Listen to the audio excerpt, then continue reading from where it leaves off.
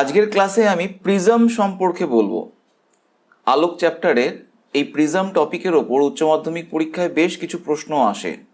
যেমন প্রিজমের ক্ষেত্রে ন্যূনতম চ্যুতিকোণের শর্তটি কী, কখন হয়, প্রিজমের এই ন্যূনতম চ্যুতিকোণের ক্ষেত্রে যে ফর্মুলাটা হয় তার উপর অনেক অঙ্ক আসে, বা অনেক ক্ষেত্রে প্রিজমের ক্ষেত্রে যদি কোনো আলোকরশ্মি আপতনের পর প্রিজম থেকে না বেরোয় তাহলে সেক্ষেত্রে ওই আলোকরশ্মি কোন শর্তে এরকম ঘটনা ঘটাবে, প্রিজমটারই বা কী বৈশিষ্ট্য থাকার প্রয়োজন, এই রিলেটেড বিভিন্ন রকম প্রশ্ন প্রত্যেক বছরই কিছু না কিছুভাবে আসে।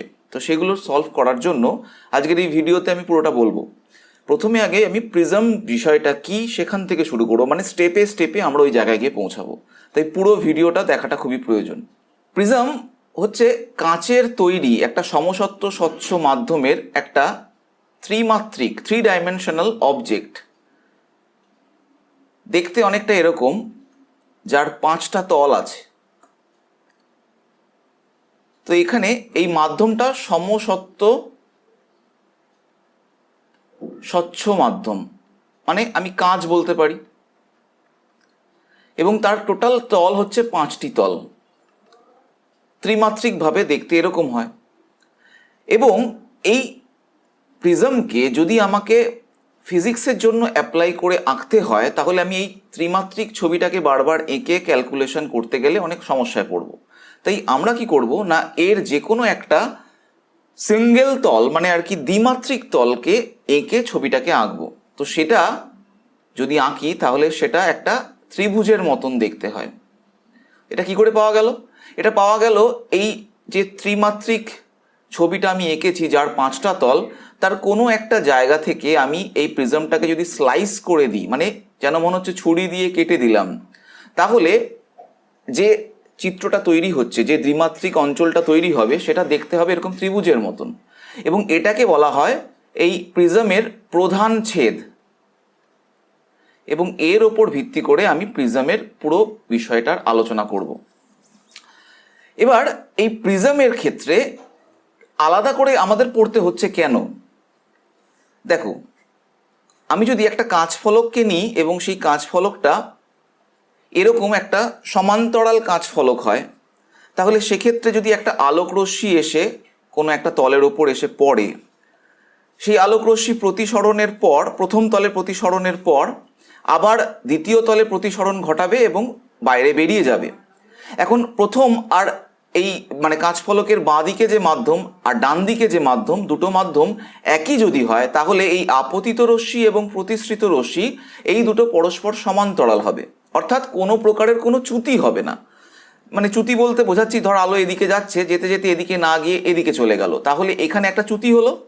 কিন্তু এক্ষেত্রে কোনো রকম এরকম চ্যুতি কিছু হবে না, কারণ পরস্পর সমান্তরাল। হ্যাঁ, একটা ঘটনা ঘটবে, সেটা হচ্ছে পার্শ্বীয় সরণ হবে, পাশাপাশি দিক থেকে সরে যাবে, যেটা আমি গত ভিডিওতে বলেছি।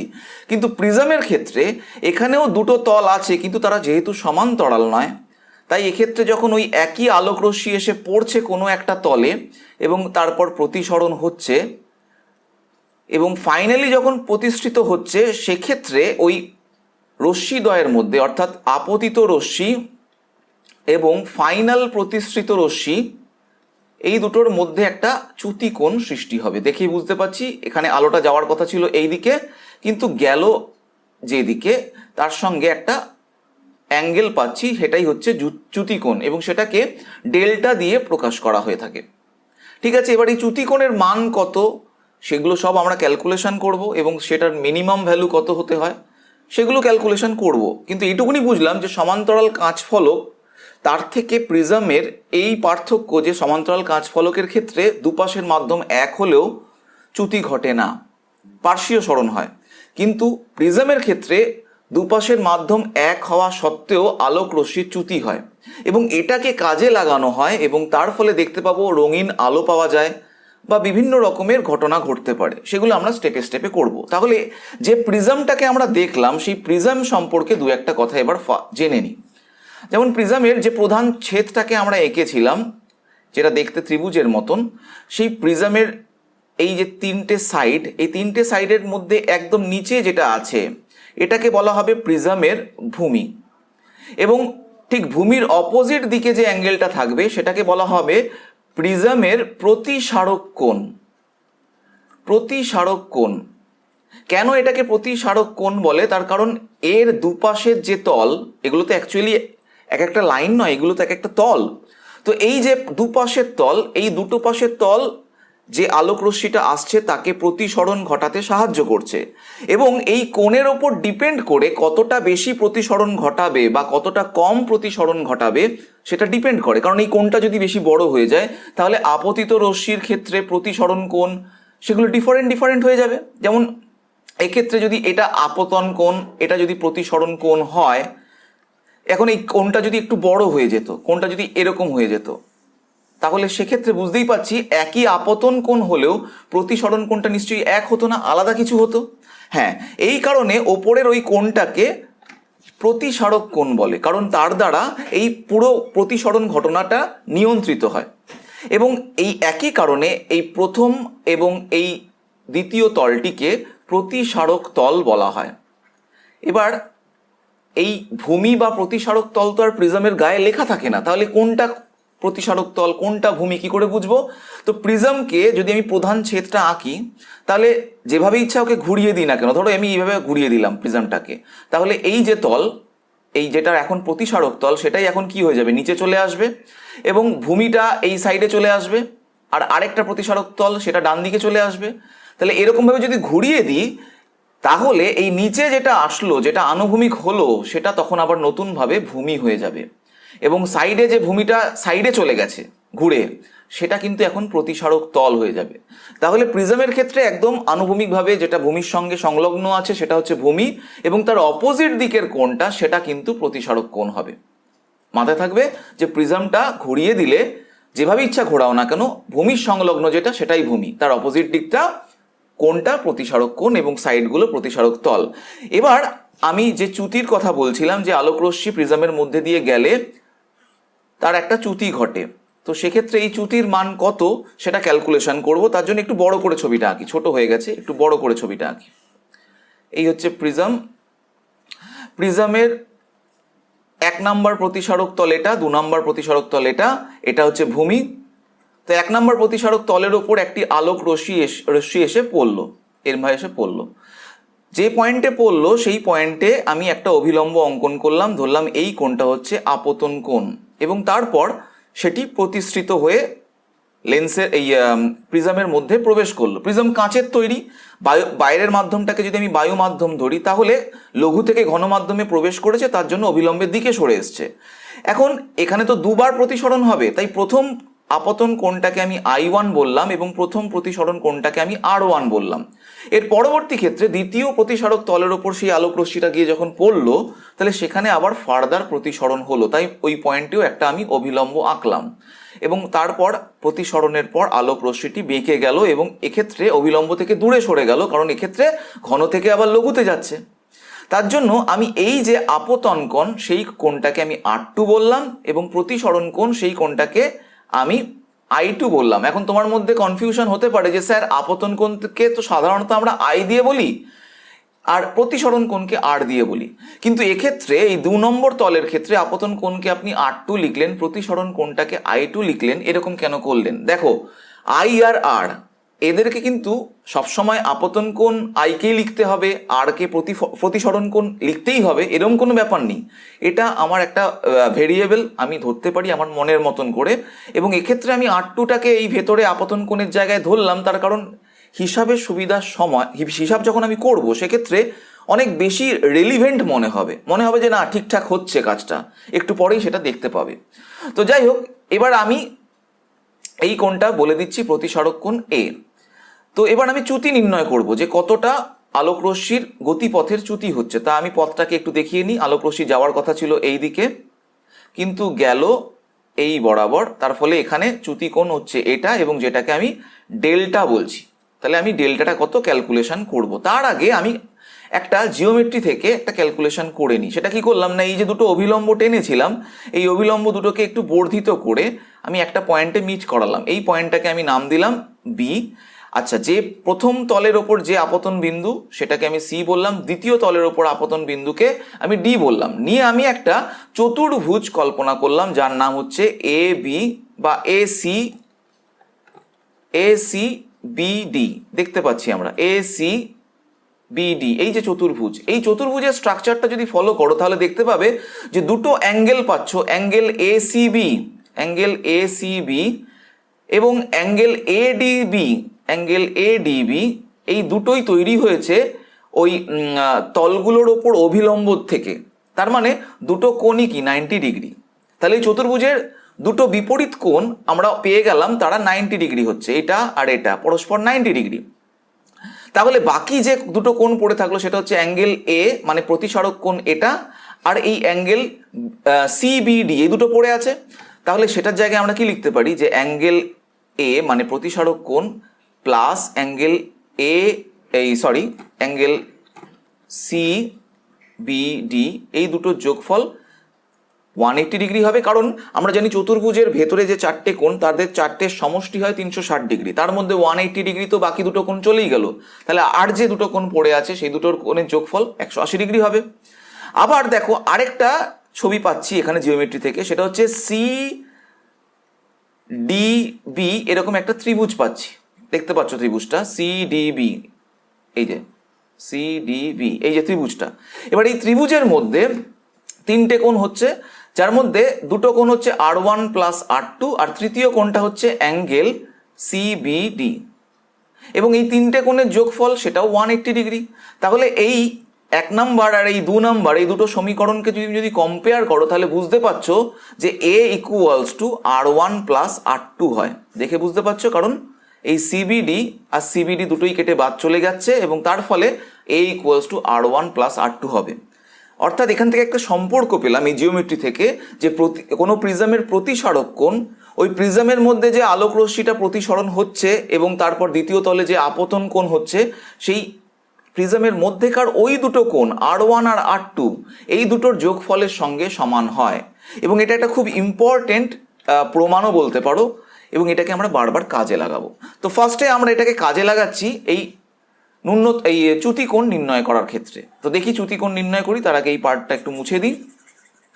চ্যুতিকোণ নির্ণয় করব, তো দেখি ছবিটার মধ্যে এখানে দেখতে পাচ্ছি এই যে চ্যুতিকোণ, এই চ্যুতিকোণের ক্ষেত্রে এই একটা পয়েন্ট পাচ্ছি, এই পয়েন্টটাকে আমি একটা নাম দিয়ে দিই, ধরো E নাম দিলাম।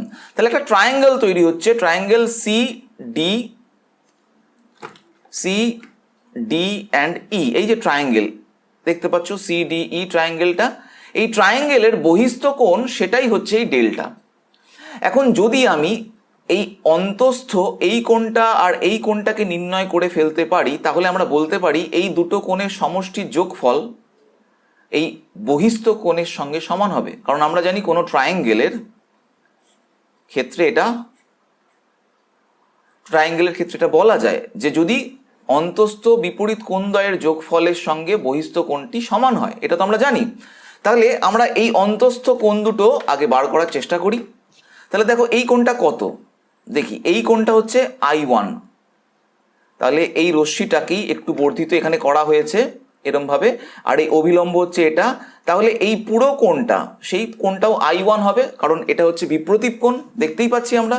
তাহলে এই ছোট্ট কোণ যেটা আমার দরকার, সেই কোণটা কত, সেটা I1 মাইনাস R1 হবে, বোঝা যাচ্ছে? ঠিক একই রকমভাবে এই বাইরের কোণটা এটা I2, তাহলে এই পুরো কোণটা সেটাও I2 হবে বিপ্রতীপ কোণ হওয়ার জন্য। তার মধ্যে আবার এই কোণটা হচ্ছে R2, তাহলে এই বাকি এইটুকুনি কোণ সেটা কত হবে, সেটা হবে I2 মাইনাস R2। তাহলে একটু আগেই বললাম যে অন্তস্থ কোণ দুটো বার করে নেব, তাহলে তাদের যোগফল সেটাই হবে ওই বহিস্থ কোণটার সঙ্গে সমান, অর্থাৎ ডেল্টার সঙ্গে সমান। তাহলে ডেল্টা ইজ ইকুয়ালস টু কি, অন্তস্থ কোণদ্বয়ের যোগফল। তাহলে I1 মাইনাস R1 এটা একটা অন্তস্থ কোণ, বিপরীত কোণ, এবং আরেকটা হচ্ছে I2 মাইনাস R2। তাহলে এখান থেকে পাচ্ছি কি I1 plus I2 minus R1 plus R2। একটু আগেই জিওমেট্রি থেকে আমরা বার করে নিয়েছি যে R1 প্লাস R2 সেটা মানে হচ্ছে A, অর্থাৎ প্রতিসারক কোণ। তার মানে I1 plus I2 minus A, এটাই হবে এই ক্ষেত্রে এই প্রিজমের চ্যুতিকোণের মান। ক্লিয়ার হলো ব্যাপারটা? চ্যুতিকোণের মানটা কিভাবে নির্ণয় করতে হয় বুঝলে। এবার দেখো এই যে ফর্মুলাটা পেলে, এই ফর্মুলাটাকে একটু নিয়ে ভাবার চেষ্টা করি আমরা। আচ্ছা দেখি নেক্সট পার্টে আমরা তাহলে দেখব যে ফর্মুলাটা delta equals to I1 plus I2 minus A. অর্থাৎ এই চ্যুতিকোণ, আলোক রশ্মি যে চ্যুতিটা ঘটছে সেটা নির্ভর করছে দুটো জিনিসের ওপর। এক নম্বর হচ্ছে এই যে কোণে আপতিত হচ্ছে আলোক রশ্মিটা সেই আপতন কোণ, এবং যে কোণে বাইরে বেরোচ্ছে সেই কোণ, এবং দ্বিতীয় হচ্ছে ওই প্রিজমের প্রতিসরক কোণ, এইগুলোর ওপর নির্ভর করছে। তাহলে এই ডেল্টার মান মিনিমামও হতে পারে, ম্যাক্সিমামও হতে পারে, মানে এই চ্যুতিকোণটা সবচেয়ে কম চ্যুতিকোণও হতে পারে, আবার সবচেয়ে বেশি চ্যুতিকোণ অবস্থাও হতে পারে। এখন প্রশ্ন হলো যে সবচেয়ে কমটা কখন হতে পারে, মানে সবচেয়ে কম বেন্ডিং করে আলোটা কখন বেরোতে পারে প্রিজম থেকে, সেটাকে বলা হবে মিনিমাম চ্যুতিকোণ বা ন্যূনতম চ্যুতিকোণ। সেটা কখন হবে? আচ্ছা, এটার জন্য এটা খুব ইম্পর্টেন্ট একটা পার্ট, এইচএস পরীক্ষায় বারবার এর ওপর থেকে প্রশ্ন হয়। তো দেখো, আগে ফার্স্ট একটা গ্রাফ আঁকছি যেখানে আমি এই চ্যুতিকোণের সঙ্গে আপতন কোণ অর্থাৎ এই আই, এটার রিলেশন তৈরি করছি। কেন? তার কারণ দেখতে পাচ্ছি যে চ্যুতিকোণ এটা ডিপেন্ড করে আছে মেনলি এই I1 এর ওপর। এখন কোনো একটা নির্দিষ্ট প্রিজমের জন্য এ তো ধ্রুবক, কিন্তু এই I1টা ভ্যারি করতে পারে, তার ফলে ডেল্টাটাও ভ্যারি করবে। তাহলে সেই কারণে আপতন কোণের রেসপেক্টে আমি ডেল্টার ভ্যারিয়েশনটাকে যদি চেক করি তাহলে একটা গ্রাফ পাওয়া যাবে। সেই গ্রাফটা হয় এরকম ধরনের। তাহলে এই গ্রাফটাকে যদি একটু বিশ্লেষণ করি তাহলেই আমাদের ব্যাপারটা ক্লিয়ার হয়ে যাবে। ধরো কোনো একটা পয়েন্টে, এরকম একটা পয়েন্টে আমি যদি একটা লাইন টানি, ডট ডট লাইন, সেই লাইনটা দেখতে পাচ্ছি এই গ্রাফটাকে দুটো পয়েন্টে ছেদ করছে, একটা এই পয়েন্টে, একটা এই পয়েন্টে। এবং এই দুটো পয়েন্টের থেকে আমি যদি একটা পারপেন্ডিকুলার লাইন ড্র করি তাহলে দেখতে পাচ্ছি এটা এক্স অ্যাক্সিসকে, অর্থাৎ আপতন কোণের এই যে লাইনটা, সে তাকে দুটো পয়েন্টে ছেদ করছে। হ্যাঁ, এই দুটো পয়েন্টের একটা পয়েন্ট হলো I1, আরেকটা পয়েন্ট হলো I2। এবং এই যে একটা লাইন দেখতে পাচ্ছি এটার ভ্যালু হচ্ছে ওই ডেল্টা ভ্যালু, মানে একটা পার্টিকুলার I1 এর জন্য একটা পার্টিকুলার I2 ভ্যালু হবে, এবং তখন ওর যে চ্যুতিকোণটা হবে সেটা হচ্ছে এই লাইনটা, এই ডট ডট লাইনটা, এবং সেটাকে আমি ডেল্টা 1 বলতে পারি। এরকমভাবে বুঝতেই পাচ্ছি যে পয়েন্টটাকে যদি আমি শিফট করে এখানে নিয়ে আসি তাহলে I1টা ভ্যারি করছে, I2ও ভ্যারি করছে। দেখতে পাচ্ছ I1 I2 ভ্যারি করলো, বাট তার জন্য একটা পার্টিকুলার ডেল্টার ভ্যালু হলো, সেটা ধরলাম আবার ডেল্টা 2। তাহলে এরকম করে করে একটা পার্টিকুলার পয়েন্ট আমরা পেতে পারি যে সময় চ্যুতিকোণ এই ডেল্টার ভ্যালুটা মিনিমাম হচ্ছে, তাই দেখতে পাচ্ছি। এবং এক্ষেত্রে পয়েন্ট কিন্তু আর দুটো হলো না, পয়েন্ট কিন্তু একটাই হলো। তাহলে ওই পয়েন্ট থেকে যদি আমি একটা লাইন ড্র করি আবার পারপেন্ডিকুলার, তাহলে যে আপতন কোণ পাবো সেটা একটা নির্দিষ্ট ভ্যালুর আপতন কোণ, এবং সেটা I1ও হবে, সেটা I2ও হবে। তার মানে একটা পার্টিকুলার কোণ, যে কোণের জন্য এই ডেল্টার ভ্যালুটা মিনিমাম হচ্ছে, সেই সময় I1 আর I2 এই দুটোর ভ্যালু পরস্পর সমান হয়ে যাবে। তাহলে ন্যূনতম চ্যুতির শর্ত যদি কেউ প্রশ্ন করে কখন ন্যূনতম চ্যুতিকোণ সৃষ্টি হবে কোনো প্রিজমের মধ্যে দিয়ে, তাহলে প্রথমেই আমরা বলবো যে সেই সময় ন্যূনতম চ্যুতিকোণ সৃষ্টি হবে যখন প্রিজমের ওপর যে আলোক রশ্মিটি আপতিত হলো তার জন্য যে প্রথম আপতন কোণটা এবং প্রিজম থেকে যে কোণে নির্গত হলো সেই নির্গত কোণটা, এই দুটো পরস্পর যখন সমান হবে, অর্থাৎ I1 ইকুয়ালস টু যখন I2 হবে, তখন ন্যূনতম চ্যুতিকোণ সৃষ্টি হবে। ঠিক আছে, এবার এর থেকে আরও কিছু তথ্য বলা যায় যেটা আমি এখন বলবো। ধরো এইখানে যে I1 I2 হলো, এবার ধরো এই প্রথম তলে আলোক রশ্মিটা আসার পর এই যে প্রতিসরণ কোণ, এটাকে আমি R1 বললাম। তাহলে এইখানে আমি যদি স্নেলের সূত্রটাকে অ্যাপ্লাই করি এই পয়েন্টের জন্য বা এই তলের জন্য, তাহলে আমি কি লিখতে পারি? প্রথমে এইটাকে ধরো বায়ু মাধ্যম বলছি, আর এই কাঁচ মাধ্যমের প্রতিসরাঙ্ক ধরো মিউ বললাম, এটা হচ্ছে কাঁচ, আবার এই দিকটা বায়ু। তাহলে আমি প্রথম তল মানে 1 নাম্বার তলের জন্য যদি স্নেলের সূত্র অ্যাপ্লাই করি 1 নাম্বার তলের জন্য, তাহলে আমি লিখতে পারি কি, ওই স্নেলের সূত্রের সাধারণ রূপটাকে অ্যাপ্লাই করছি। তাহলে কি লিখবো? 1, কারণ বায়ু মাধ্যমের প্রতিসরাঙ্ককে আমি 1 লিখতে পারি। তাহলে 1 into sign I1 equals to দ্বিতীয় মাধ্যমের প্রতিসরাঙ্ক, that is mu into sine R1 লিখতে পারি। তাহলে এখান থেকে আমি পাচ্ছি কি, sine I1 divided by sine R1 equals to mu. এটা একটা ফর্মুলা পেলাম। আবার দেখো এই যে দ্বিতীয় তল, সেইখানেও যদি আমি আবার স্নেলের সাধারণ সূত্রটাকে অ্যাপ্লাই করি তাহলে কি দেখতে পাচ্ছি, সেকেন্ড তলের ক্ষেত্রে আপতন কোণটাকে আমি ধরলাম, এটাকে R2 বলছি। তাহলে mu into sign R2 equals two 1, কারণ সেকেন্ড এই বাইরেরটা হচ্ছে বায়ু মাধ্যম, তাহলে 1 ইন্টু সাইন I1 এই I2, তাহলে এখান থেকে আমরা আবার পাচ্ছি sine R2 by sine I2 by sine R2 equals to mu. তাহলে দেখতে পাচ্ছি দুটো সূত্র, মানে একই মানে স্নেলের সূত্রটাকে অ্যাপ্লাই করে দুটো ফর্মুলা পাচ্ছি। একটা হচ্ছে sine I1 by sine R1 equals to mu, আর একটা হচ্ছে sine I2 by sine R2 equals to mu. একটু আগেই বললাম যে ন্যূনতম চ্যুতি কোণ যখন হবে তখন I1 আর I2 এরা পরস্পর সমান হবে, তাহলে মিউ তো সমান, দুটো ফর্মুলা বেরোলেও মিউ তো একই ভ্যালু, কাঁচের জন্যই তো আমি ব্যাপারটা হচ্ছে, তাহলে মিউটা কনস্ট্যান্ট। আবার I1 I2 সেটাও সমান, তাহলে পড়ে থাকলো কি সাইন R2 সাইন R1, তাহলে অফকোর্স এরাও পরস্পর সমান হবে, অর্থাৎ sign R1 equals to sign R2 হবে, that is R1 equals two R2। তার মানে ন্যূনতম চ্যুতিকোণ যখন হবে তখন দেখতে পাচ্ছি যে I1 I2 সেটাও যেমন সমান হয়, সাথে সাথে R1 R2 তারাও সমান হয়। বোঝা গেল? তাহলে সেটা যেই হচ্ছে সেই সময় তাহলে আমি যদি ডেল্টার ভ্যালুটাকে বসাই তাহলে সেটা কেমন হবে তো দেখে নাও একটু। তাহলে সেটাকে আমি ডেল্টা এম দিয়ে বললাম, তাহলে এই যে ভ্যালুটা এটা হচ্ছে ডেল্টা এম। সেই সময় I1 I2 সমান, তাহলে তার জায়গায় আমি কি 2I1 বলতে পারি। আবার মাইনাস এ যেটা আছে, এ মানে তো একটু আগেই শিখেছি R1 প্লাস R2 হয়, তাহলে সেই জায়গায় আমরা ওটাকে 2R1ও বলতে পারি। তাহলে এই যে ব্যাপারটা আমরা জানলাম, এই যে ব্যাপারটা বুঝলাম, এটাকে কাজে লাগিয়ে আমাদের পরীক্ষার জন্য খুব একটা ইম্পর্টেন্ট ফর্মুলা আমরা সেটা নির্ণয় করবো এবার। তাহলে এই পার্টটাকে আমি এবার মুছে দিচ্ছি, এই ছবিটাকে। তো স্নেলের সূত্রের এই যে প্রথম তলের ক্ষেত্রে যে সাধারণ রূপ থেকে আমি লিখেছিলাম এই যে পার্টটা, যেটা থেকে আমরা এটা পেলাম যে sine I1 by sine R1 equals to mu, সেই ফর্মুলাটাকে আমি আবার লিখছি, sine I1 divided by sine R1 equals to mu.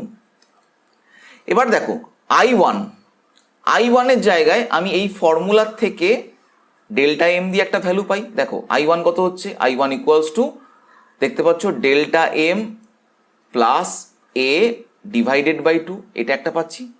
আর এখান থেকে এই যে 2R1 হয়েছিল, এখান থেকে আমি পাচ্ছি কি R1 equals two A by 2। এই ফর্মুলার মধ্যে ন্যূনতম চ্যুতিকোণ যখন ঘটছে তখনকার যে I1 আর তখনকার যে R1 সেই দুটোকে যদি বসিয়ে দিই তাহলে যে ফর্মুলাটা তৈরি হবে সেটা খুব ইম্পর্টেন্ট একটা ফর্মুলা, যেটার উপর অনেক প্রবলেম করতে হবে। তাহলে সেটা বসিয়ে দিই, তাহলে সাইন I1 এর জায়গায় আমি এখন কি লিখতে পারি delta M plus A divided by 2। তাহলে এটা পেয়েছি কোথা থেকে, এইখান থেকে। এবং এই ফর্মুলাটা এসছে কি কোথা থেকে, এই ফর্মুলাটা এসছে এখান থেকে। কি করে আসলো না I1 I2 পরস্পর সমান, তাই 2I1 মাইনাস এ, এইভাবে লিখেছিলাম। বোঝা গেল? তাহলে এবার হলো সাইন I1 এর জায়গায় লিখলাম, আর সাইন R1 এর জায়গায় লিখবো কি sine A by 2, that is equals to mu. এইটা পরীক্ষার জন্য খুব ইম্পর্টেন্ট একটা ফর্মুলা। তোমাদের বলবো আমি এটা প্রমাণ করাটাও যেমন প্র্যাকটিস করে রাখবে। দেখালাম যে প্রমাণটা একদম সহজ প্রমাণ, বুঝতেই পারছো। তো এই প্রমাণটাও প্র্যাকটিস করে রাখবে এবং এই ফর্মুলাটাকে মনে রাখবে। অনেক সময় ন্যূনতম চ্যুতিকোণের ভ্যালু বলে দেয়, দিয়ে বলে যে ওই কাঁচটির প্রতিসরাঙ্ক বার করো, মানে মিউটা বার করতে বলে। তাহলে ডেল্টা এম বলে দিয়েছে, মিউ বার করতে হবে, কোনো ব্যাপারই নয়। বা ধরো মিউ বলে দিয়েছে, ডেল্টা এম বার করতে বললো। বোঝা যাচ্ছে? এই ধরনের অঙ্ক আসে, তো এই ফর্মুলা জানলেই অনায়াসে অঙ্কটা হয়ে যায়। আচ্ছা, এবার আরেকটা জায়গা আছে, সেটা হচ্ছে পাতলা প্রিজম। এই জায়গাটা একটু আমি বলবো পাতলা প্রিজম জিনিসটা কি। তো এতক্ষণ আমরা যে প্রিজম দেখছিলাম সেই প্রিজমের ক্ষেত্রে অনেকগুলো ফর্মুলা শিখলাম। এক নম্বর হচ্ছে delta equals to I1 plus I2 minus A equals to R1 plus R2, এই সমস্ত শিখেছি। তারপর ন্যূনতম চ্যুতিকোণের ক্ষেত্রে তো স্পেশাল কন্ডিশন হয়ে যাচ্ছে, কিন্তু নর্মালি এটা। তো এবার এই প্রিজমটা যদি পাতলা প্রিজম হয় তাহলে বলতে চেয়েছে যে এই প্রিজমের যে প্রতিসারক কোণ সেই এটা 6 ডিগ্রির থেকেও কম, এবং এই ধরনের প্রিজমকে বলা হয় পাতলা প্রিজম, থিন প্রিজম। বা ঠিক আছে? তো এবার এই থিন প্রিজমের ওপর যদি একটা আলো এসে পড়ে, যে আলোটা অত্যন্ত কম আপতন কোণে এসে পড়ছে, ধরো এরকম আই কোণে পড়লো, যেই আইটার মান খুব ক্ষুদ্র, যদি ক্ষুদ্র হয় তাহলে তার জন্য ডেল্টার ভ্যালু কত হবে নির্ণয় করতে বললো। তো ডেল্টার ভ্যালু তো আমি একটু আগেই দেখলাম যে এটা হয় I1 প্লাস I2 মাইনাস এ, এটা হয় ডেল্টার ভ্যালু। কিন্তু পাতলা প্রিজমের ক্ষেত্রে এই ফর্মুলাটা একটু চেঞ্জ হয়ে যায়। দেখো কিরমভাবে চেঞ্জ হবে। I1 প্লাস I2 মাইনাস এ এটাই লিখবো, কিন্তু এইভাবে না লিখে আমি লিখছি, ধরো প্রথম তলের ক্ষেত্রে যদি বলি, প্রথম তলের ক্ষেত্রে তাহলে sine I1 by sine R1 equals to mu, একটু আগেই দেখেছি এটা I1, এটা এক্ষেত্রে এটা R1 হবে এরকমভাবে। তাহলে এরকমভাবে দ্বিতীয় তলের জন্য হবে, আমি আর সেগুলো দেখাচ্ছি না ছবিতে, তোমরা তো বুঝে গেছো। এখন যেহেতু I1টা ক্ষুদ্র, তার মানে অফকোর্স R1টাও ক্ষুদ্র হবে। আর সাইন I1 আর সাইন R1 এগুলো যেহেতু I1 R1 ক্ষুদ্র, তাই আমি 7 জায়গায় লিখতে পারি কি I1 by R1 equals to mu. তাহলে এখান থেকে একটা পাচ্ছি কি I1 equals to mu R1। ঠিক একই রকমভাবে দ্বিতীয় তলের জন্য কি হবে, sine I2 by sine R2 that is equals to mu. তাহলে সেক্ষেত্রে আবার একই রকমভাবে I2 by R2 that is equals to mu, মানে I2 equals to mu R2। তাহলে দুটো পার্ট পেলাম, I1 equals to mu R1, I2 equals to mu R2। তাহলে এই I1 আর I2 জায়গায় যদি সেটা বসিয়ে দিই তাহলে কি হচ্ছে mu R1 plus mu R2 minus A. এবার এই মিউটা কমন নিলে এটাই হয়ে যাচ্ছে কি R1 প্লাস R2। এখন তুমি তো জানো যে R1 প্লাস R2 মানে তো এ, তাহলে মিউ ইন্টু এ মাইনাস এ, তাহলে এখান থেকে পাচ্ছি মিউ মাইনাস 1 ইন্টু এ। তাহলে পাতলা প্রিজমের ক্ষেত্রে চ্যুতি কোণ নির্ণয় করাটা আরও সহজ হয়ে গেল। কিরকম, তোমাকে শুধুমাত্র ওই পাতলা প্রিজমের মেটেরিয়ালটার প্রতিসরাঙ্ক কি সেটা জানতে হবে, আর এই প্রতিসরক কোণের মানটা কত সেটা জানতে হবে, এর ভ্যালুটা কত। তাহলে এই দুটো ভ্যালু জানলেই ওর ক্ষেত্রে চ্যুতি কোণের মান কত হবে সেটা বলে দেবে। তার মানে কি ন্যূনতম চ্যুতিকোণ এক্ষেত্রে, মানে এক্ষেত্রে চ্যুতিকোণটা সব ক্ষেত্রেই যেন সমান। যদি আপতন কোণটা খুব ক্ষুদ্র হয় তাহলে চ্যুতিকোণের ভ্যালু অলওয়েজ সমান। ঠিক আছে, তো বোঝা গেল ব্যাপারটা। এটা কিন্তু খুব ইম্পর্টেন্ট জায়গা ছিল। এবার আমি দেখাচ্ছি আরেকটা ইম্পর্টেন্ট পার্ট, যেখানে প্রিজম থেকে কোন শর্তে আলোক রশ্মি নির্গত হবে না, এটার ওপর অনেক প্রশ্ন অনেক অঙ্ক পরীক্ষায় আসে। তো প্রিজমের ক্ষেত্রে আলোক রশ্মি নির্গমন হবে না মানে কি, ধরো এই প্রথম তলের ওপর একটা আলোক রশ্মি এসে পড়লো, কোণটা ধরলাম I1, প্রতিসরণ করলো, প্রতিসরণের এই কোণটার মান ধরো বললাম R1 এবং এইখানের এই আপতন কোণটা R2। বেশ ঠিক আছে, আলোক রশ্মি নির্গমন হচ্ছে না মানে হলো যে এই R2র ভ্যালুটা এমন কিছু হলো যার জন্য এরপর যে রশ্মিটা বাইরে বেরোবে, বায়ু মাধ্যমে বেরোবে, সেটা আর বায়ুতে না বেরিয়ে এই তল বরাবর চলে যাচ্ছে। এটা হচ্ছে মিনিমাম কেস। বা এই তলের প্রতিফলিত হয়ে যেন মনে হচ্ছে আভ্যন্তরীণ পূর্ণ প্রতিফলন হলো এবং তারপর প্রিজমের মধ্যেই ব্যাক করলো, মানে R2 থেকে আরেকটু বড় কোণে যদি পড়ে, R2 থেকে আরেকটু বড় কোণে যদি পড়ে, তাহলেই আলোক রশ্মিটার আভ্যন্তরীণ পূর্ণ প্রতিফলন হবে। তাহলে R2র মান সেটা যদি থিটা সি, অর্থাৎ এই দুই মাধ্যমের অর্থাৎ কাঁচ মাধ্যম এবং বায়ু মাধ্যমের সংকট কোণের সঙ্গে যেই সমান হবে, তখন আলোক রশ্মি দুই মাধ্যমের বিভেদ তল বরাবর বেরিয়ে যাবে, যেটা সংকট কোণের নিয়ম। তাহলে এই ঘটনাটা যখন হবে, এই R2টা যখন থিটা সি এর সঙ্গে সমান হয়ে যাবে, তখনই আমি বলবো যে আলোক রশ্মিটার প্রিজম থেকে বাইরে বেরোতে পারছে না। এই ঘটনাটাকেই বলা হচ্ছে প্রিজম থেকে আলোক রশ্মি নির্গমন হবে না। এরকম ঘটনায় তুমি ক্যালকুলেশনগুলো করো। তাহলে কি ক্যালকুলেশন দেয় এখানে দেয় যে I1 এর মান, যেটা আলোকটা এসে পড়েছে প্রথম তলে, তার সীমাস্থ মান কত, তার লিমিটিং ভ্যালুটা কত, সীমাস্থ মান কত সেটা বার করো। এবং এইখানে যে ফর্মুলাটা পাবো আমরা, সেই ফর্মুলার উপর অনেক প্রবলেমও দেবে।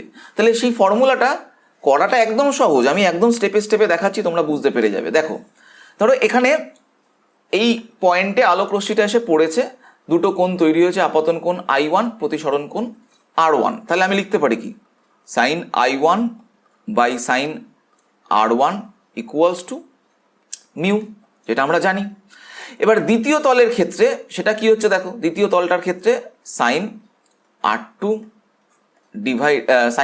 বাই সাইন I2 সেটা ইকুয়ালস টু 1 বাই মিউ, 1/μ লিখলাম। কেন বুঝতে পারলে? তোমাদের যদি বুঝতে অসুবিধা হয় আমি সাধারণ রূপ লিখে একটু ব্যাপারটাকে আরেকবার বলি, তাহলে সুবিধা হবে, নাহলে গুলিয়ে ফেলবে। তাহলে দেখো এখানে কি আছে, মিউ মাধ্যম, তাহলে mu sign R2 equals two 1 into sign I2, যেটা হয়তো 90 ডিগ্রি, আমি একটু পরেই লিখবো সেটা। তাহলে কি হচ্ছে, sine R2 by sine I2 equals to 1/μ, সেটাই লিখেছিলাম।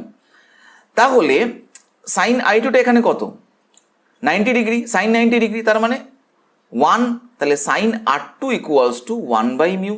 এবার এই R2টা কত বললাম, যে থিটাসির সঙ্গে সমান, এবং তাই তো হয়। তোমরা তো জানো যে সংকট কোণ, সেটার ভ্যালু যদি থিটাসি হয়, সেটা ওই মাধ্যমের প্রতিসরাঙ্ক যেটা হয় তার অনন্যকের সঙ্গে সমান হয়, অর্থাৎ theta C equals to sine inverse 1/μ হয়। এটা তো তোমরা জানতেই, এবং এখানে সেটাই তো হচ্ছে, তার মানে ঠিকই আছে, R2টা থিটাসির সঙ্গে সমান। ক্লিয়ার? ওকে, এবার দেখো আমি কি চাইছি যে I1 এর মানে যে আপাতন কোণটা সেটা সীমাস্থ মান বার করব। তাহলে সেটা কি করে বার করব?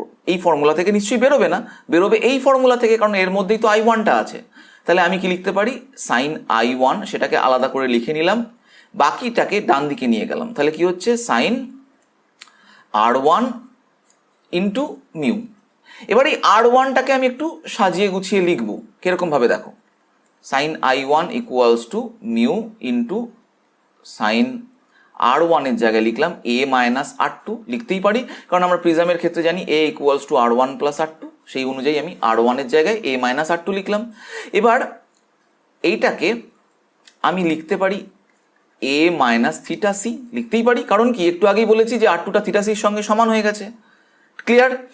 তাহলে মিউ, এই যে ফর্মুলাটা, এটাকে যদি ভেঙে দিই তাহলে কি হচ্ছে, sine A cos theta C minus cos A sine theta C, এটা হচ্ছে। এবার দেখো এই যে পার্টটা পেলাম, তার মধ্যে এই সাইন এ কস এ এর ভ্যালু তো কনস্ট্যান্ট, এর মান জানি, এর ভ্যালুও তার মানে জানি।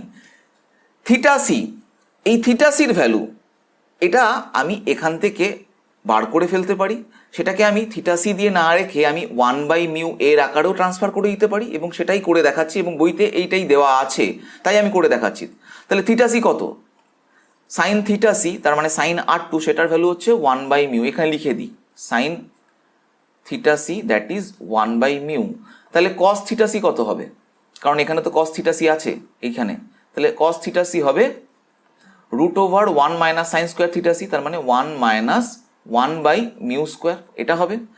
তাহলে এই দুটো ভ্যালুকে যদি আমি এখানে বসিয়ে দিই যার যার জায়গায়, তাহলেই আমি পাচ্ছি কি, sine I equals to mu into sine A into cos theta C, অর্থাৎ root over 1 minus 1/μ square minus of cos A into sine theta C, তার মানে 1/μ।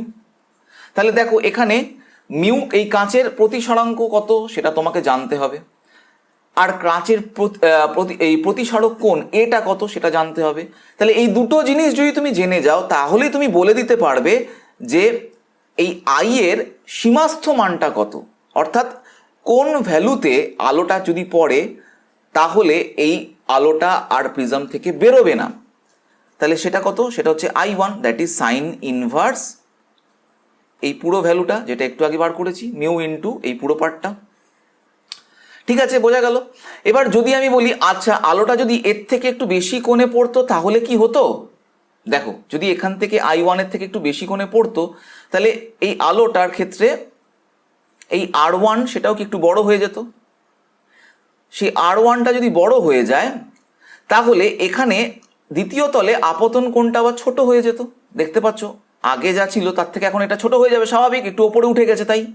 তাহলে এক্ষেত্রে কিন্তু আলো বাইরে বেরিয়ে যাবে। তাহলে বুঝতে পারছো যে এই যে কোণটা I1 যেটা আমি নির্ণয় করলাম, এর থেকে যদি একটুও বড় হয় তাহলে আলোকরশ্মি কিন্তু দ্বিতীয় তল থেকে বাইরে বেরিয়ে যাবে। কিন্তু এই A1 এর মধ্যে যদি কোনো আলোকরশ্মি এসে পড়ে তাহলে সেই আলোটা আর প্রিজম থেকে বাইরে বেরোবে না।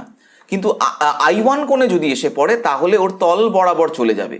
I1 এর কম কোণে এসে পড়লে তাহলে আলোকরশ্মিটার আভ্যন্তরীণ পূর্ণ প্রতিফলন হয়ে প্রিজমেই ব্যাক করবে। তার জন্যই এই I1টাকে বলা হচ্ছে ওর সীমাস্থ মান। ক্লিয়ার হয়েছে ব্যাপারটা? এই ফর্মুলাটা খুব ইম্পর্টেন্ট একটা ফর্মুলা ছিল এবং এর ওপর অনেক অঙ্ক আসবে। তো আশা করছি তোমরা ব্যাপারটা বুঝতে পারলে, কোনো অসুবিধা নেই। আজকে তাহলে এই জায়গাটা আমরা বোঝালাম। এবার আরেকটা জায়গা আমি বলে দিচ্ছি, যেটা তোমাদের বইতে দেওয়া আছে, যে প্রিজমের ক্ষেত্রে এই যে আলোটা বাইরে বেরোচ্ছে না, সেক্ষেত্রে প্রিজমের যেই প্রতিসারক কোণ, এটা কি কোনোভাবে প্রভাব বিস্তার করতে পারে, সেটা সম্পর্কে এবার আমি বলবো। দেখি ব্যাপারটা কি বলতে চেয়েছে। তো ধরো একটা আলো এসে এখানে পড়লো, যে কোণটা I1 কোণ, যেরকম একটু আগে দেখাচ্ছিলাম, তার ফলে এটা R1 এবং তারপর এটা হচ্ছে R2 এবং তার ফলে এই রশ্মিটা তল বরাবর বেরিয়ে গেল, অর্থাৎ R2 হচ্ছে θc সঙ্গে সমান। এখন এক্ষেত্রে আমি এই I1 এর সীমাস্থ মান জানতে চাইছি না, আমি চাইছি এর ভ্যালু কিভাবে এই ব্যাপারটাকে কন্ট্রোল করতে পারে। ধরো একটা পার্টিকুলার I1 কোণেই আলোটা এসে পড়েছে, কিন্তু বিভিন্ন প্রিজমে পড়েছে যাদের এটা ডিফারেন্ট, তাহলে সেটার ক্ষেত্রে কিভাবে প্রভাবিত হবে, মানে কোন ক্ষেত্রে আলো পুরোপুরি প্রিজমের মধ্যেই থেকে যাবে আর কোন ক্ষেত্রে আলোটা প্রিজম থেকে বেরোতে পারবে, সেটা যদি কোনোভাবে নির্ণয় করা যায়, করা কি যাবে? হ্যাঁ, নিশ্চয়ই যাবে। তাহলে তার জন্য আমি কি করব না, A = R1 + R2 তো তোমরা জানো। তো এই R1 আর R2-র জায়গায় যদি আমি ভ্যালু বসিয়ে দিতে পারি, তাহলেই আমার ক্যালকুলেশন হয়ে যাবে। দেখো R2-র মান θc সঙ্গে সমান হবে, তো আমি বলেই দিলাম, তাহলে R2-র জায়গায় আমি θc লিখে নিলাম। এবার R1-এর মানটা আমি ক্যালকুলেশন করছি, দেখো কিভাবে ক্যালকুলেশন করব। তাহলে sin I1 / sin R1 that is equals to mu, জানো প্রথম তলের জন্য এটা হয়, এই তলের জন্য। তাহলে sin I1 / sin R1 এর জায়গায় থেকে আমি বলতে পারি sin R1 = sin I1 / mu, that is R1 = sin inverse sin I1 / mu। তাহলে R1 এর জায়গায় আমি বসাচ্ছি কি, sin inverse sin I1 / mu। তাহলে বুঝতে পারলে যে I1 এর মান, এই I1 এর মান সেটার উপর ব্যাপারটা নির্ভর করবে, এবং θc সংকট কোণের মান, মানে কাঁচটা ক্ষেত্রে সংকট, কাঁচ আর বায়ুর মধ্যে সংকট কোণের মান কত, তার উপর ডিপেন্ড করে এই এর সীমাস্থ মান নির্ভর করবে। বোঝা গেল ব্যাপারটা? এবং যদি আরেকটা পার্টও দেওয়া থাকে, যে একটা আলোক রশ্মি যদি তল বরাবর এসে পড়ে, তাহলে সেক্ষেত্রে এর মানটা কিরকম ভাবে ডিপেন্ড করবে। তাহলে তল বরাবর যদি আসে, তাহলে I1টা কি হবে, বুঝতেই পারছো, I1টা তখন 90 ডিগ্রি হয়ে যাবে। তাহলে I1টা যদি 90 ডিগ্রি হয়, এই ফর্মুলার মধ্যেই যদি বসাই, ধরো, তাহলে A = কি, sin ইনভার্স sin I1 মানে sin 90 ডিগ্রি, তাহলে sin 90 ডিগ্রি মানে 1/mu, sin inverse 1/mu plus θc, এটা হচ্ছে। আবার sin ইনভার্স 1/mu, সেটা মানে তো তুমি একটু আগেই দেখেছো, সেটা কি, সেটা θc হয়। তাহলে θc প্লাস θc মানে 2θc। তাহলে কি বুঝতে পারছো, যে প্রতিসারক কোণ, প্রিজমের প্রতিসারক কোণের মান 2θc মধ্যে যদি হয়, তাহলে এক্ষেত্রে আলোক রশ্মি প্রিজমের বাইরে বেরোবে না। বোঝা গেল? তো প্রিজম রিলেটেড যে সমস্ত ইম্পর্টেন্ট পয়েন্টগুলো ছিল, যেগুলোর ওপর উচ্চ মাধ্যমিক পরীক্ষায় অনেক প্রশ্ন আসে, অঙ্ক আসে, যে ফর্মুলাগুলোকে মনে রাখতে হয়, সেই সব কটা ফর্মুলাকে আমি ডিরাইভ করে দেখালাম, বুঝিয়ে বললাম। তো এরপর তোমাদের অ্যাপ্লিকেশন করতে হবে, বাড়িতে প্র্যাকটিস করতে হবে, প্রমাণগুলোকেও একটু ট্রাই করে নেবে। আশা করছি এর ওপর আর কোনো অসুবিধা হবে না।